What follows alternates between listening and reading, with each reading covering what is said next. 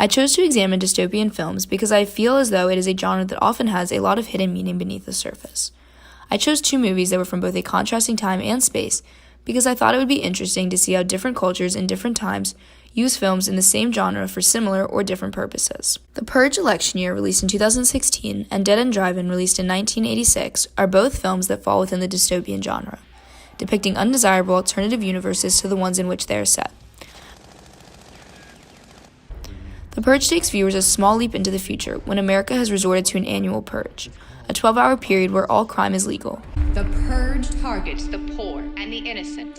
Dead End Drive-In features a microcosm within Australia's future, a drive-in movie theater that has become its own dystopian society. The widespread economic collapse. Officials are reporting massive general strikes.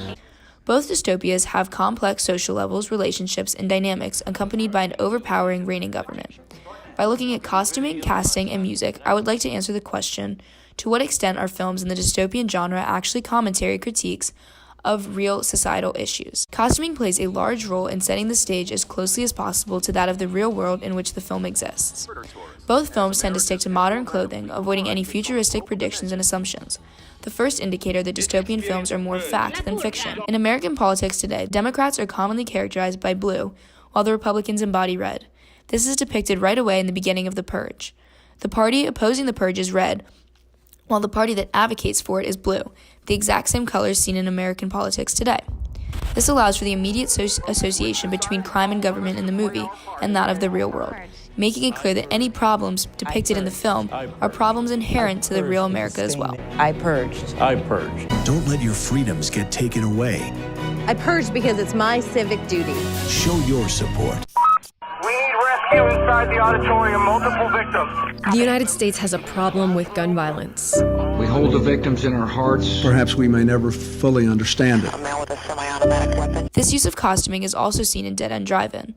The men and women confined to this drive-in theater lifestyle stay dressed in their clothes from the outside world, sporting jean jackets, flashy leather fits, and eccentric hairstyles, fashion resemblant of the rampant materialism that was present in Australia at the time.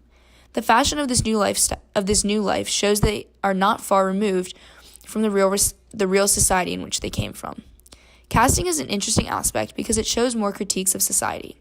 The new founding fathers of the Purge government are shown in the beginning as a gruesome, violent group of all white and mostly all males, a clear commentary on the problems associated with the lack of diversity in race and gender in the American government. Defining our country. It's time to do something about that, Senator. The Purge has to come to an end.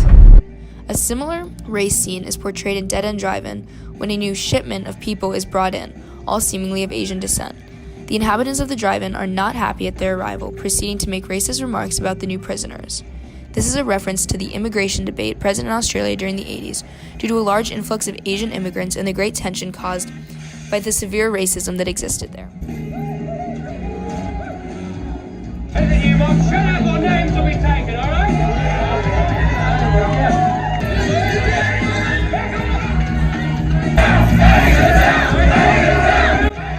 Australian citizens formed racist ideals about these new immigrants as they believed they were taking jobs, wealth, and opportunities offered in Australia.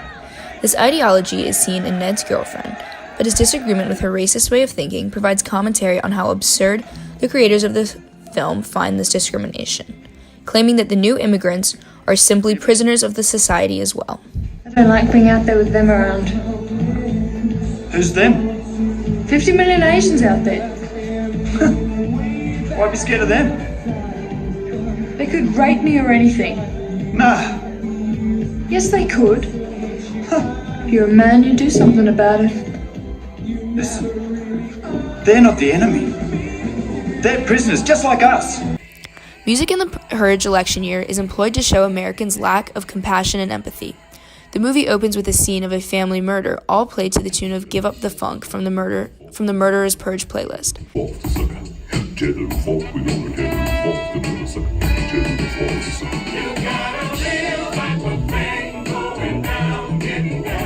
The music makes the scene seem sinisterly casual and common, representative of the common mass murders and violence in America today. My Purge playlist. I put a lot of thought into it, especially this final tune, as it'll be the last song you'll ever hear. tough choice. And then I thought, George Clinton, the king of interplanetary funkmanship. George's psychedelic rock would leave you feeling funky, obviously, and soulful, which is the least I can do. The song Party in the USA is often associated with youth in America due to its use in children's TV shows, presence at birthday parties, and friendly car rides. The Purge election year, however, puts a new twist on it, using it to showcase loss of youth in America. A group of girls drive up to a small convenience store dressed in racy clothes, driving a flashy car, and blaring Party in the USA.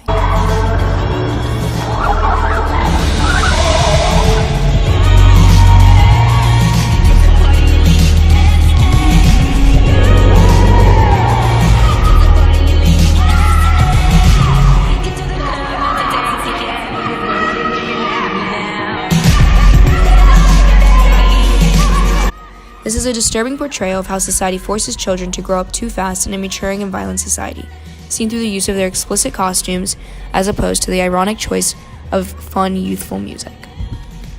There is a lack of violence in Dead End Drive-In as compared to The Purge. The plot focuses more on the main character, Ned's, escape route from the society he despises. So the music is instead tailored to portray the outcast and intense nature of those within.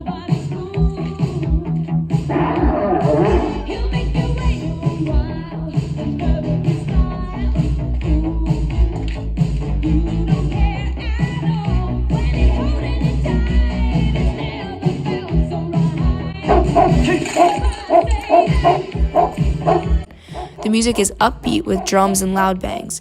It seems to be an audio representation of the chaos that exists in this society. Although the majority seem happy with this intense, confined lifestyle, their extreme use of drugs, lack of order, and goofy actions feel uncomfortable through the banging music.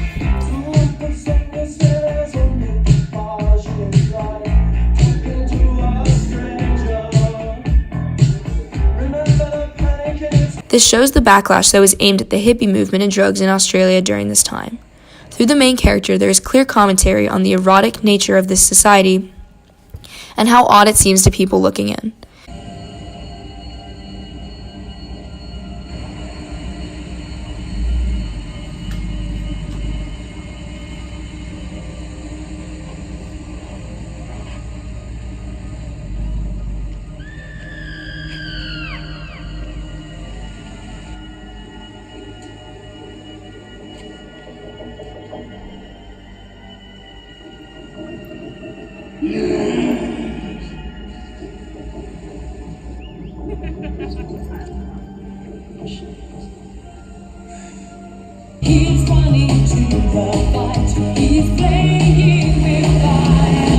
The end of Dead End Drive-In uses music more directly than The Purge, using the lyrics to convey the final message.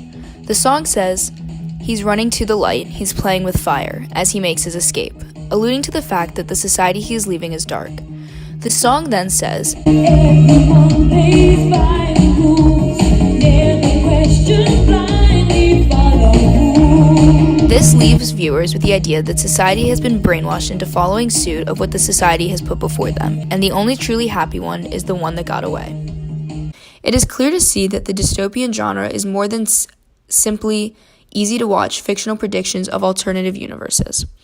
Instead, writers, directors, and producers often use dystopian films to create commentary on social and political problems in an entertaining format. It is an easy way to attract a wide audience, get them engaged in a thrilling film, and yet still have them leave with a sense of confusion and reflection. The use of the dystopian genre has withstood the continuation of time, portraying social problems throughout generations. These films continue to force viewers to face the truth about the societies in which they live and makes them ask themselves, what can we do to make this change? Welcome to your future, like it or not.